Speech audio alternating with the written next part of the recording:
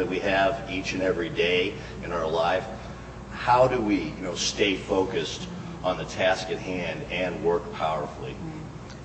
Wow, Don. I always say that nobody on the planet will ever be more concerned with how well you guard your time than you. And so I think it's important for us to make sure that we're guarding our time, that we become master time managers.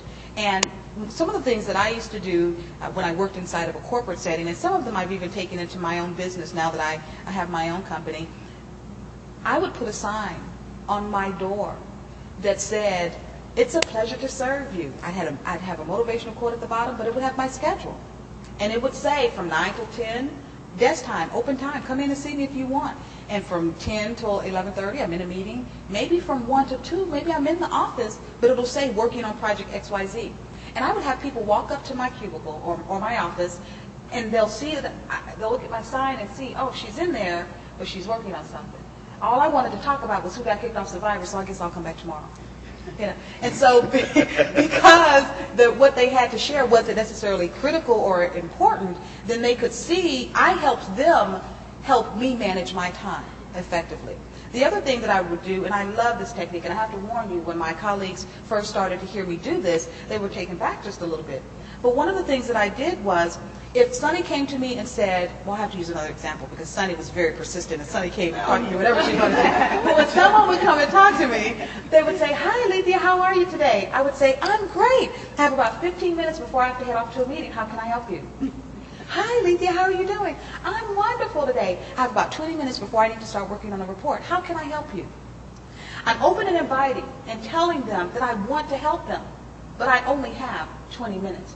And when we do this, what happens is, whenever we communicate with people, we're doing one of two things. We're either building a bridge or we're creating a wedge. And so if I know I have a PowerPoint presentation at 10 o'clock, and Rhonda comes to see me at 9 o'clock, and maybe I wanted to go and practice, right? She comes to see me at 9 o'clock, and I talk to her. And at 9:20, she's still there. All of a sudden, I stop thinking about her, and I start going over my PowerPoint in my head. So I'm frustrated that she's still there. She's frustrated because now she realizes she doesn't have my full attention. And what we're doing is creating a wedge because we're not talking about it.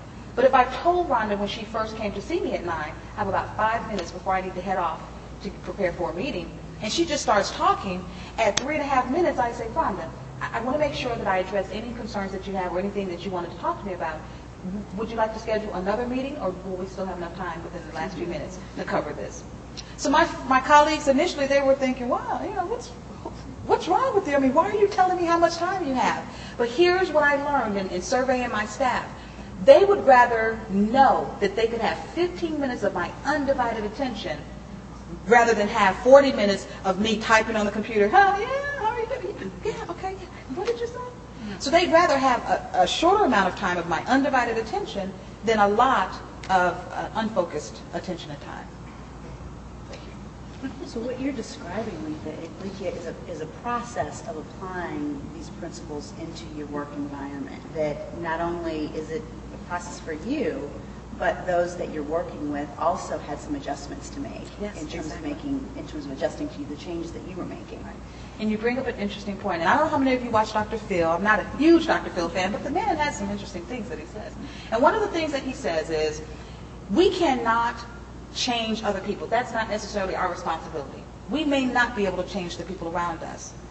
But when we change ourselves, the people around us have to change in response to our new behavior.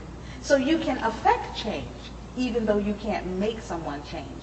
And it's important for us to realize that. So because I changed, all of a sudden my colleagues had to change. Because if you came to talk to me and we spoke for I told you I had 15 minutes, and all of a sudden it's 12 minutes, I'm going to take responsibility to make sure that you know that our time is winding down. But I do want to talk to you. You're important to me. And if we need to